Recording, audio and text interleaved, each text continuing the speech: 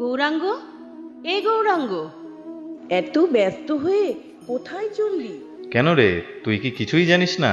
আগামী 14ই জুলাই শ্রী শ্রী জগন্নাথ দেবের রথযাত্রা মহামহোৎসব। ও তাই? আচ্ছা গৌরাঙ্গ, রথযাত্রা করলে কি হয়? মানে রথযাত্রার উদ্দেশ্য কি? ও, তুই রথযাত্রার মাহাত্ম্য জানতে চাস? ঠিক তাই। শোন তাহলে।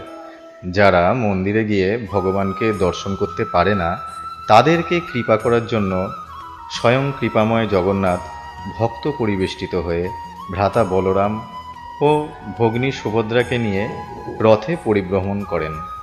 ও রথপরি জগন্নাথকে একবার দর্শন করলেই মুক্তি লাভ হয়। আচ্ছা। এমনকি কেউ যদি রথের দড়ি ধরে টানে বা রথ স্পর্শ করে, তাহলে তাকে আর পুনরায় জন্ম মৃত্যুর চক্রে আবদ্ধ হতে হয় না। আচ্ছা।